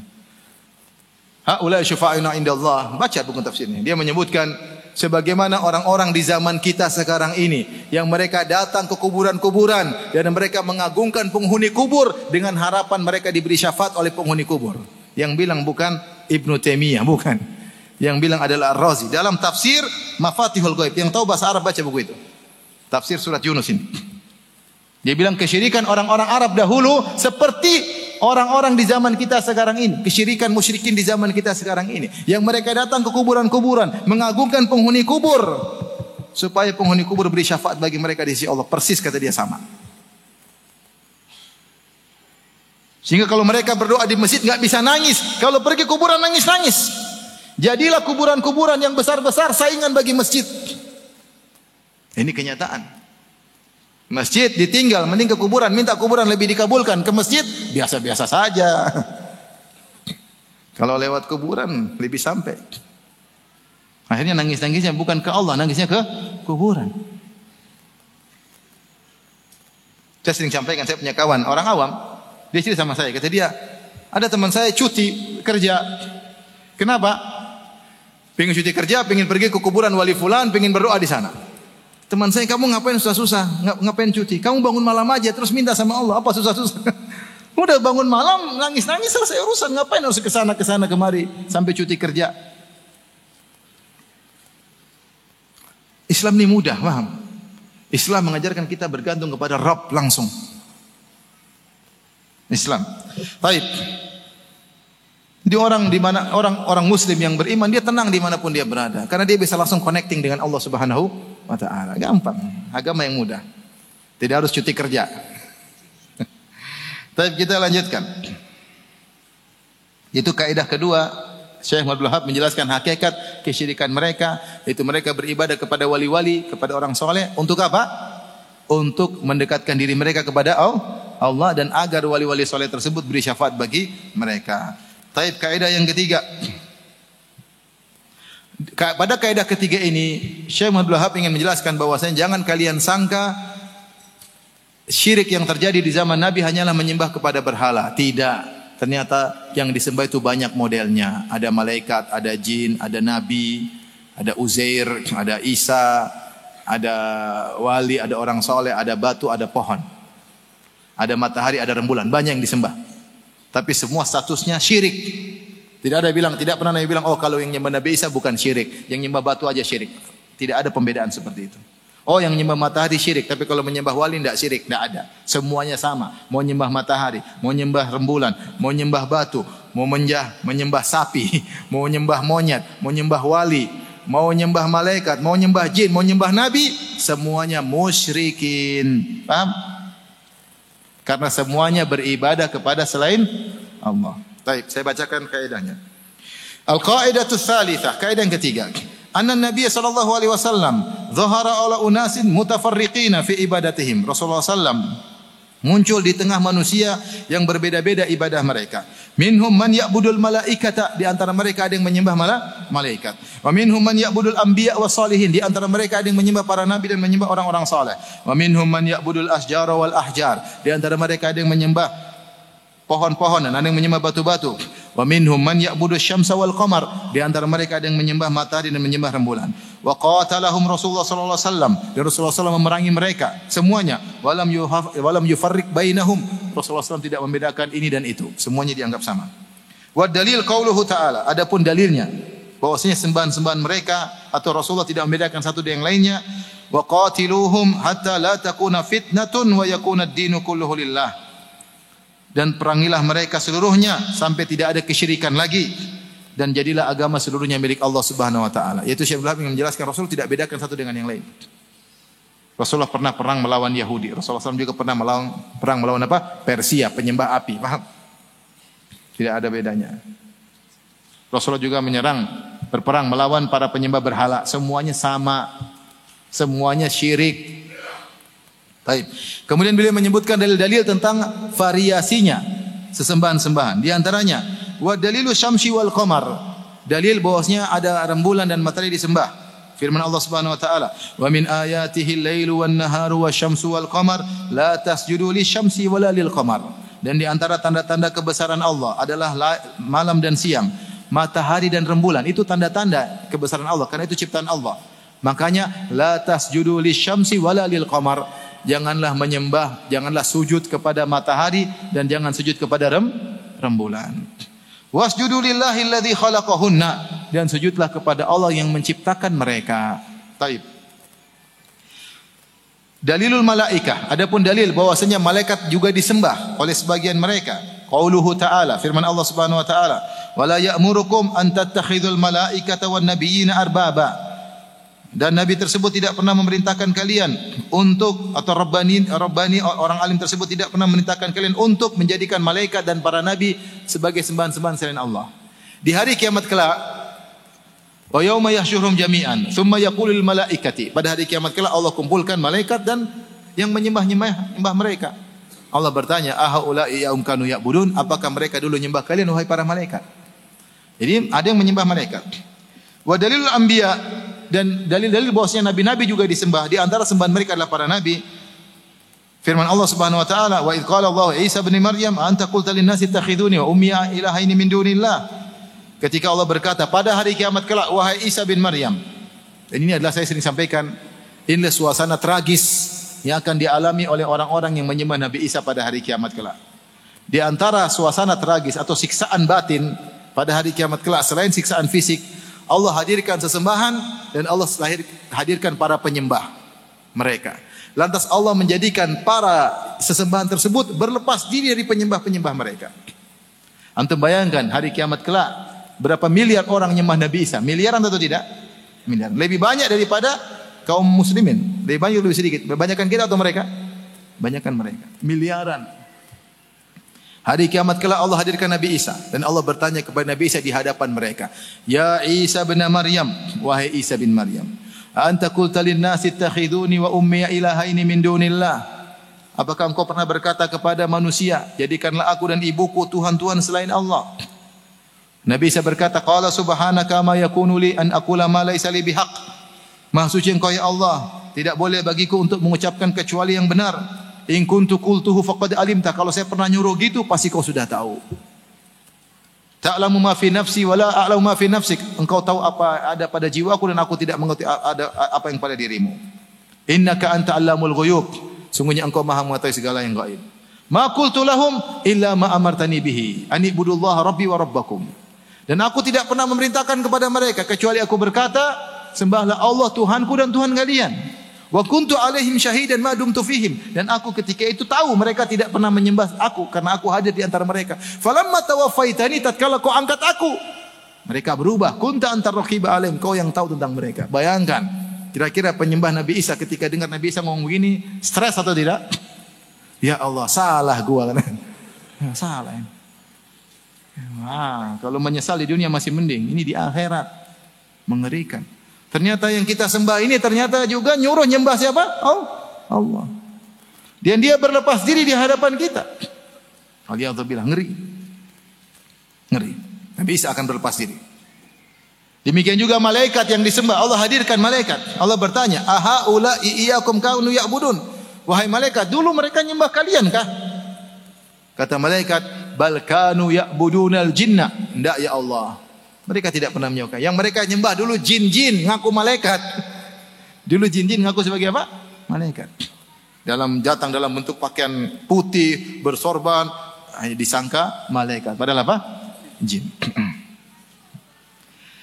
Di antara dalil bahwasanya yang disembah adalah orang-orang saleh. Firman Allah Subhanahu wa taala, "Ulaikal ladzina yad'una yabtaguna ila rabbihimul wasila ayyuhum aqrabu wa yarjuna rahmatahu wa yakhafuna 'adzabah." Perhatikan kata Allah.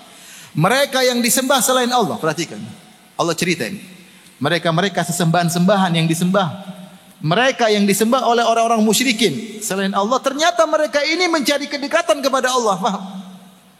Ulaikal ladzina yad'una, orang-orang yang disembah oleh kaum musyrikin, ternyata yabtaguna ila rabbihimul wasilah, mereka ternyata juga ingin dekat kepada Allah.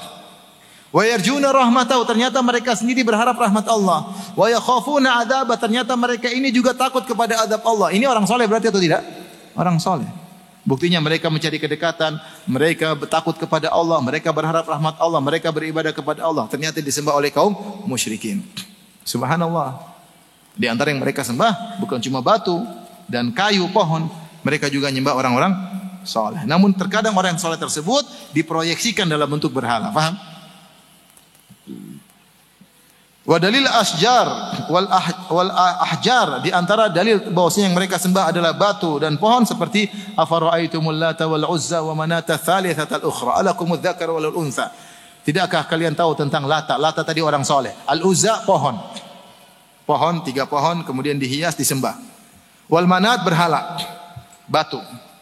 Jadi mereka sembah batu, mereka juga nyembah berhala. Kemudian wa hadits Abi Waqid Al-Laitsi, dan hadis Abu Waqid Al-Laitsi radhiyallahu anhu qala, dia berkata, kharajna ma'an Nabi sallallahu alaihi wasallam ila Hunain. Kami berangkat bersama Nabi menuju perang Hunain. Wa nahnu hudatsa'u ahdi bi kufrin, dan kami baru saja masuk Islam. Itu setelah Fatu Makkah. Jadi Rasulullah SAW menaklukkan Makkah.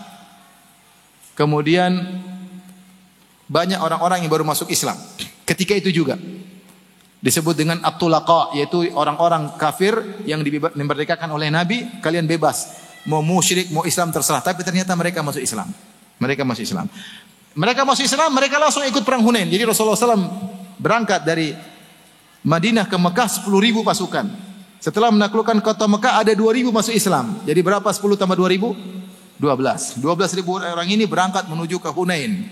Jadi ada 2.000 orang yang baru masuk apa? Islam. Namun baru masuk Islam terkadang salah-salah. Ya. Wa nanhu datha ahdin bi kufrin, dan kami baru saja masuk Islam. Walil musyrikin sidratun, dan orang-orang musyrik punya pohon bidara. Yaqufuna indaha. Orang musyrikin tersebut iktikaf di pohon bidara tersebut. Wa yanutuna bi aslihatahum, dan mereka gantungkan pedang-pedang mereka. Jadi mereka cari berkah dari pohon yang mereka keramatkan. Ini kebiasaan orang musyrikin jahiliyah. Mereka punya pohon bidara, mereka gantung apa? Gantung pedang-pedang mereka supaya pedangnya lebih apa? Sakti. Makanya dimandiin dengan bunga mawar biar sakti. Jadi mereka menyembah pohon, dianggap pohon tersebut pohon berkah. Yuqalu laha dzatu anwat. Pohon tersebut dikenal dengan sang pemilik anwat, maksudnya gantungan-gantungan, karena betapa banyak pedang-pedang atau panah-panah yang digantungkan di pohon tersebut supaya lebih ampuh. Famararna bi sidratin, maka kami pun melewati pohon bidara tersebut. Fakulna, lantas di antara kami ada yang nyeletuk, yang baru masuk Islam. Ya Rasulullah, ij'al lana dzata anwatin kama lahum dzatu anwat. Ya Rasulullah, bisa enggak bikin seperti pohon mereka, kita punya pohon sendiri juga buat gantung-gantung juga. Rasulullah mengatakan, ya walladzi qultum kama qala banu Israil ij'al lana ilahan kama lahum aliha. Qala innakum qaumun tajhalun. Sungguh yang kalian ucapkan tadi, minta dibikinkan pohon seperti pohon mereka, persis seperti permintaan Bani Israel kepada Musa. Wahai Musa, jadikanlah kami Tuhan sebagaimana mereka nyembah sapi, kami juga ingin punya Tuhan untuk disembah. Nabi Musa marah, Nabi Musa berkata, innakum qaumun tajhalun. Sungguhnya kalian adalah orang-orang yang bodoh. Para ulama bercerita, ini saya sampaikan, ini sekedar tambahan. Nabi Musa, kapan pengikut Nabi Musa minta dibikinkan berhala? Tatkala Nabi Musa Allah baru menyelamatkan mereka dari kejaran Fir'aun, dan Fir'aun baru saja tenggelam. Kata Allah, wajawazna bi bani Israil al-bahra fa'atau ala qaumin yaqufuna ala asnamin lahum.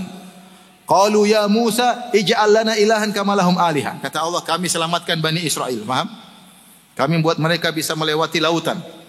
Fir'aun tenggelam. Ketika mereka melewati lautan, mereka melewati orang musyrikin dari yang lain, sedang menyembah berhala-berhala mereka. Tiba-tiba Bani Israel berkata, wahai Musa, bisa enggak bikin Tuhan-Tuhan seperti mereka? Kami ingin nyembah. Pertanyaan, kok bisa mereka seperti itu? Padahal mereka dididik oleh Musa bertahun-tahun dididik. Kemudian baru saja mereka melihat mukjizat Nabi Musa. Bagaimana laut terbelah dan berbagai macam mukjizat, dan mereka baru lihat Fir'aun tenggelam. Begitu selamat kok minta syirik. Kok bisa begitu? Kata para ulama, karena terlalu lama mereka ditindas oleh Fir'aun. Fir'aun itu penyembah berhala. Saya kemarin baru dari Mesir. Berhala dia banyak. Sembah ini, sembah ini. Dan statusnya Bani Israel ditindas, diperbudak. Sementara penguasa musyrikin, paham? Interaksi yang terlalu lama, 100 tahun, 200 tahun, sampai 300 tahun, membuat mereka terbiasa dengan tradisi apa? Kesyirikan. Nabi Musa datang dakwahi mereka baru berapa tahun, enggak lama. Sehingga asar dampak dari interaksi yang begitu lama belum hilang. Dan itu muncul lagi sampai akhirnya mereka bikin berhala sapi bersama Samiri, paham? Kenapa? Saking kuatnya lama interaksi. Maka saya bilang di tanah air kita juga sebagian mungkin masih sisa Hindu dan Buddha yang kemudian masih tersisa ada. Jangan kita tolak. Ini sisa-sisa mereka. Islam harusnya murni. Tidak boleh ada sisa dari agama-agama sebelumnya. Paham? Ya sudah kalau paham, alhamdulillah. Tapi intinya, ternyata mereka juga ada yang menyembah batu, ada yang jadi mereka sembah banyak. Nyembah Nabi Isa, sembah atau tidak? Sembah. Nyembah Uzair, iya. Wa qalatil yahudu Uzair ibnullah. Berkata orang Yahudi, Uzair putra Allah. Uzair ini khilaf. Ada yang bilang Nabi Bani Israel yang mengatakan orang soleh. Yang penting dikatakan sebagai anak Allah. Mereka menyembah juga malaikat-malaikat. Mereka juga menyembah orang-orang soleh tadi yang kita sebutkan. Mereka menyembah Lata, orang soleh. Mereka menyembah matahari, mereka menyembah rembulan. Mereka menyembah batu, mereka menyembah pohon. Dan mereka mengkeramatkan pohon, bahkan di antara mereka mengkeramatkan hewan-hewan. Intinya semuanya dihukum sama, yaitu musyrikin. Jadi terbuka dalam benak kita, jangan kita anggap orang kafir Quraisy dulu gobloknya bikin batu sembah batu. Enggak, batu ini hanyalah simbol. Faham? Ternyata yang disembah juga orang soleh. Orang soleh. Bahkan asal kesyirikan adalah penyembahan terhadap orang soleh. Kesyirikan yang pertama zaman Nabi Nuh. Siapa yang disembah? Waddan, wala Ya'uth, Ya'uq, Yaguth, Nasr, ini semua nama-nama orang soleh. Taib. Itu kaidah yang ketiga dan kaidah yang terakhir penutup. Kaidah yang terakhir setelah Syekh menyebutkan 3 kaidah sebelumnya, maka mereka beliau ingin menyampaikan bahwasanya ternyata setelah yang jelas bagimu tentang hakikat kesyirikan mereka, ternyata ada sebagian kaum musyrikin zaman sekarang yang lebih parah daripada kaum musyrikin zaman dahulu. Dari sisi mana? Dari sisi dalam kondisi genting, kalau musyrikin zaman dulu minta kepada Allah, sebagian musyrikin zaman sekarang dalam kondisi genting malah minta kepada selain Allah. Dari sisi ini, bukan secara totalitas. Paham? Saya bacakan. Anna musyriki zamanina agladhu syirkan minal awwalin. Semuanya orang musyrik di zaman kita lebih parah syirikin daripada orang-orang terdahulu. Li'annal awwalina yusyrikuna fir rakha'i wa yukhlisuna fi syiddah. Karena musyrikin zaman Nabi SAW, mereka hanya syirik dalam kondisi nyaman, tapi dalam kondisi genting mereka ikhlas. Tadi kita sebutkan Abdul Muttalib, kita sebutkan lagi siapa? Abu Jahal, Ikrimah bin Abi Jahal, paham?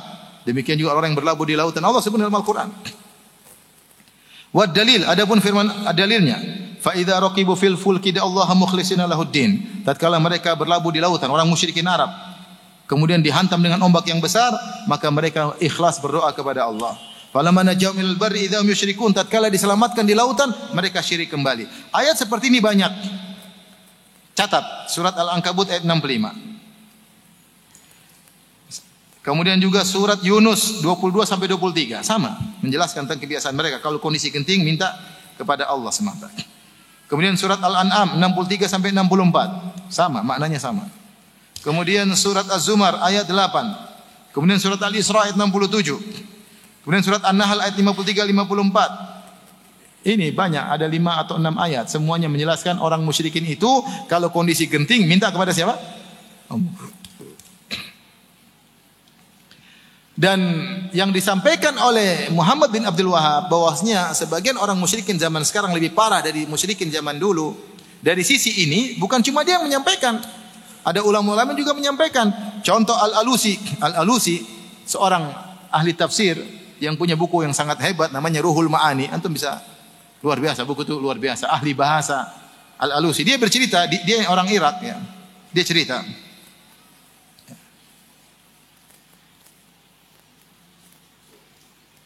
Dia berkata, "Inna ba'dal mutasyayikhin wa ma taqshiru minhul julud." Dan perkara yang mengerikan kata dia, yang buat merinding bulu kuduk ya, membuat merinding kulit ini. Inna ba'dal mutasyayikhin qala li, dulu saya masih kecil, wa ana shaghir, ada sebagian orang syekh, sebagian ustaz, sebagian alim ulama, waktu saya masih kecil dia berkata kepada aku, saya masih kecil, "Iyyaka tsumma iyyaka an tastaghitha billah." Hati-hati kau Alusi. Jangan kau istighatsah kepada Allah, hati-hati. Idza khataba da'aka fa inna Allah ta'ala la yaj'al fi ighathatika wa la yahummuhu su'u halatika. Kalau kau minta langsung, ya Allah tolong aku, Allah tidak peduli dengan kamu. Kau susah, Allah tidak pedulikan kamu. Kamu ini siapa? Jangan langsung minta sama Allah, hati-hati. Wa alaika bil istighatsati bil awliya'is salifin. Tapi caranya kalau kau lagi susah, mintalah kepada wali-wali. Istighatsalah kepada wali-wali. Seperti orang kalau dalam kondisi terdesak, ya Abdul Qadir Jailani, ya Abdul Qadir Jailani. Sebagian orang Syiah, ya Husain, madad, madad, wahai Husain, pertolongan, pertolonganmu. Husain aja enggak bisa nolong dirinya. Husain dibunuh atau tidak radhiyallahu anhu? Dibunuh di Karbala, enggak bisa tolong dirinya. Bilang, ya Husain, madad, apa mau pertolongan dari mana? Husain tidak bisa nolong dirinya. Ada saya lihat orang Syiah juga di pesawat, ya Ali, ya Ali. Ali saja dibunuh tidak bisa tolong dirinya radhiyallahu anhu. Minta tolong sama Ali. Memang Ali bin Abi Thalib dengar. Ali bapakmu yang dengar duduk di depan. Gimana?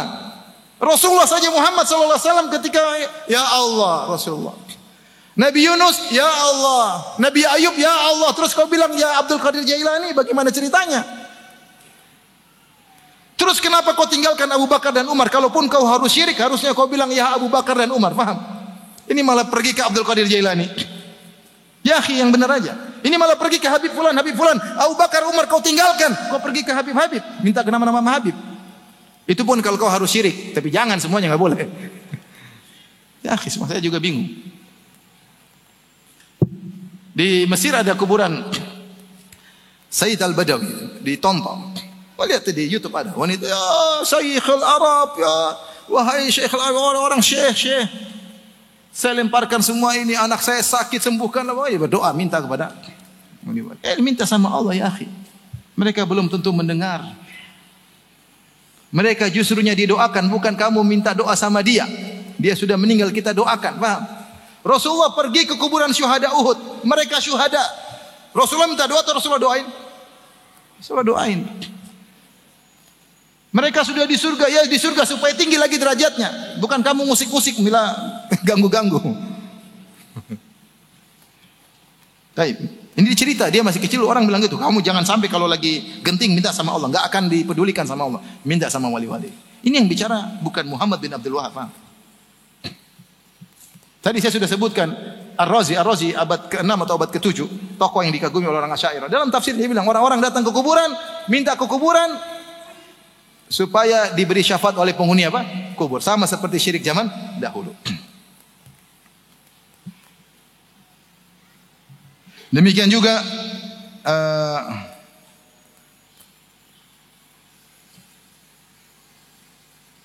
Asy-Syaukani, tahu Syaukani enggak? Ulama Yaman dalam kitabnya Fathul Qadir. Syaukani, orang Yaman semua tahu siapa? Asy-Syaukani. Penulis kitab apa?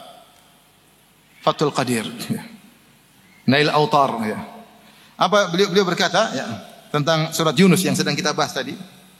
Wa fi hadhil ayah bayanu anna haula'il musyrikin kanu la yaltafituna ila asnamihim fi hadhil hala. Ayat ini menunjukkan bahwasanya orang-orang musyrikin dahulu di zaman Nabi sallallahu alaihi wasallam kalau dalam kondisi genting mereka tidak tengok sama sekali sama berhala-berhala mereka. Tidak ada tengok Lata, Uzza, Manat, Hubal, tidak ada, mereka tinggalkan. Faya ajaban, sungguh menakjubkan. Ini kata Asy-Syaukani. Lima hadatsa fil Islam min tawaifa ya'taqiduna fil amwat. Menakjubkan yang dialami oleh yang terjadi pada sekelompok-kelompok dalam Islam yang memiliki keyakinan-keyakinan terhadap mayat-mayat. Dia yang bilang, ini bukan Muhammad bin Abdul Wahab. Ini Syaukani. Saya nukil dari kitabnya Fathul Qadir. Menakjubkan. Orang-orang dulu kalau terdesak minta sama Allah, orang-orang sekarang terdesak malah minta kepada mayat-mayat. Fa idza aradat lahum fil bahri mithlu hadhil halah da'aul amwat. Orang-orang zaman sekarang justru kalau terjadi kondisi yang dialami oleh orang musyrikin dahulu, gelombang besar, justru minta kepada mayat-mayat. Kalau musyrikin dulu minta kepada siapa? Allah. Ini yang bilang Syaukani. Walam yukhlisud du'a lillah kama falahul musyrikin, dan mereka tidak mengikhlaskan doa mereka sebagaimana orang musyrikin dahulu dalam kondisi genting minta kepada Allah. Kama tawatara dzalika ilaina tawaturan yahsulu bihil qat'u, sebagaimana berita tentang kondisi musyrikin sekarang yang kalau dalam kondisi terdesak minta sama mayat-mayat itu sudah mutawatir. Beritanya sudah banyak. Artinya yang seperti ini banyak, kata Syaukani. Fanzur hadakallahu ma fa'alat hadhil i'tiqadatu syaitaniyah wa aina wasala biha ahluha. Lihatlah apa yang dilakukan oleh akidah-akidah setan ini yang mengantarkan mereka sampai sangat terpuruk seperti ini. Justru dalam kondisi genting malah minta kepada mayat-mayat. Demikian juga disampaikan Muhammad Amin Syinqiti dalam kitabnya Adwaul Bayan. Intinya nukilan dari ulama seperti ini banyak. Maka saya bilang sebagian orang kalau kondisi terdesak bukan ke masjid nangis-nangis di masjid, malah pergi ke mayat-mayat, nangis-nangis di mayat-mayat. Salah ya akhi. Ente dalam masalah genting minta kepada siapa? Kepada Allah. Taib, selesai, alhamdulillah yang sudah kita sampaikan. Demikian saja. Subhanakallah bihamdik asyhadu an la ilaha illa anta astaghfiruka wa atubu ilaik. Assalamualaikum warahmatullahi wabarakatuh. Jibril Radio 24 jam nonstop, dengerin kajian tanpa ribet.